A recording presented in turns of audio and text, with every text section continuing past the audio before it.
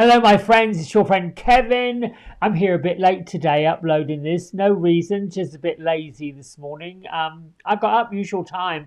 I just got stuck in YouTube land watching podcasts about all what's going on. Anyway, let's get right to today's Divine Daily Blast. Enough of my nonsense. Here we go. We are in an angel numerology number 8 today, which is about being successful. What else does that mean? What can I tell you? It's successful minded. It is feeling successful, getting into that feeling that you got everything, which you do. You're attaining everything, which you have. The moon has moved into Virgo, and we're in the almost. I think we're in the first. No, it is. We just started the first quarter moon. So it's time to be aware of the details under the detail-oriented moon of Virgo. Everything is just fine, but you just have to pay a bit more attention to the little details, if that makes sense to you.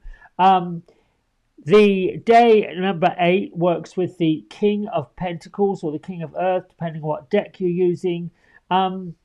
Choices made with an 8 energy are favorable. And prayers you're sending up to your guides, your angels, your ascended ones are pretty sure to get answered. Here's a message from Archangel Zadkiel. As the Archangel of Forgiveness, I can free you from unhealthy ties to the past that keep you from living in joy. And here's your affirmation. I forgive all prior conflicts in my life. I release the past in favor of peace and healing. Now, this feels like a bit of a pattern that pops up for people where, we've sort of got to go back and work through some nonsense from the past. But rest assured, once you do it, you lighten the load and can move on. I'm talking about these mindful messes that have us stuck in thought. The mood sets the vibration, and that is the reality. I expect all my good intentions to manifest perfectly. Thank you, universe, for providing me more than plenty to nourish my life and help others. These are my little isms that help me or remind me to pay attention to details of my own life. So listen, I'm not bogged down with worry. Mayat is with us all week long.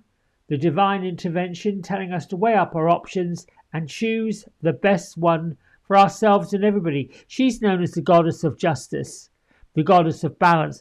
I would say she would be a really good goddess counterpart to Raguel, where, you have to take things higher sometimes to get a resolution. Oh, excuse me. We have the sky beings. See everything from a higher perspective. Don't be bogged down by the nitty-gritty nonsense that may or may not be affecting other humans, may or may not be affecting other cultures, other countries. They've got their own. They've got their own level of, things going on. It's time for us to move forward. Thank you, sky beings, for helping me see things differently. I like this. It's a bit like a spiritual version of the Hanged Man, if you will.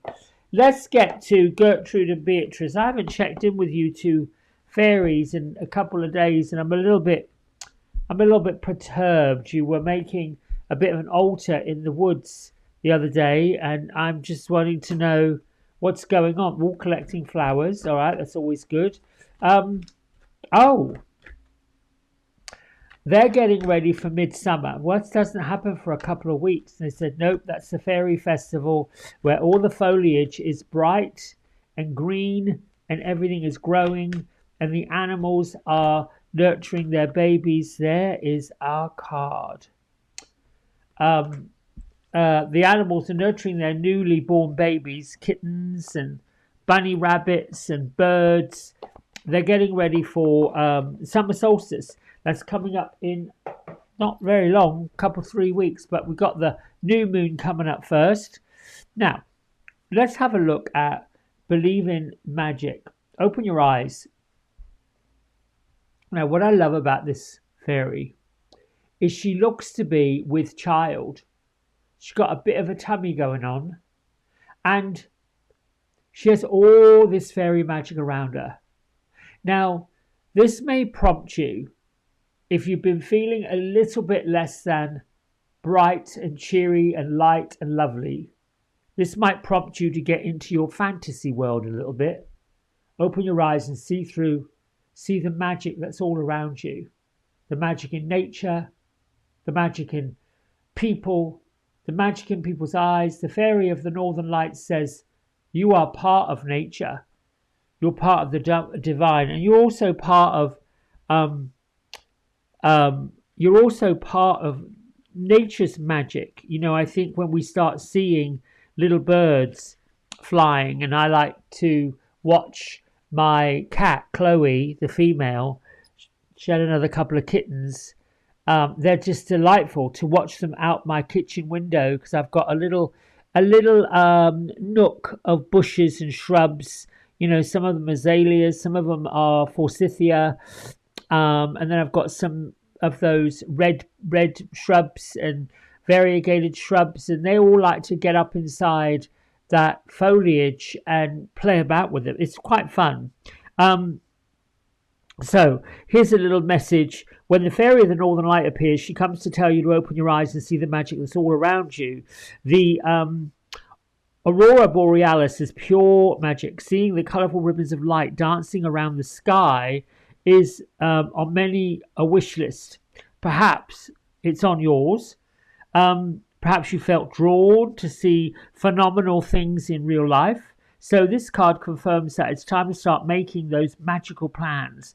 Or maybe another faraway location is calling you. So when nature beckons you, your spirit knows the way to go. So this message may not be so literal. However, instead, the magical fairy could be flying in to remind you to open your eyes and your heart to the magic and the wonder of nature. So much of what we take for granted, this fairy of the Northern Lights is asking us to believe in it. So when you're walking, stop, look up, look down, look left, look right, look all the way around you.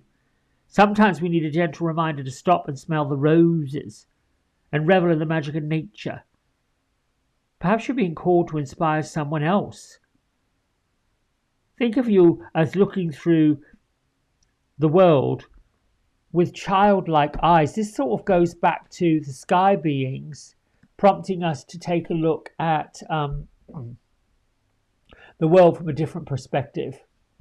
And I really just love the magic and the wonderment in this artwork. I mean, her eyes, the necklace, the fairy lights. It says whimsy. And of course, I read this from the guidebook that goes with The Oracle of the Fairies by Karen Kay. Lovely, lovely author, lovely producer of gorgeous cards. She's got 2 decks out that I know of. Maybe there's more.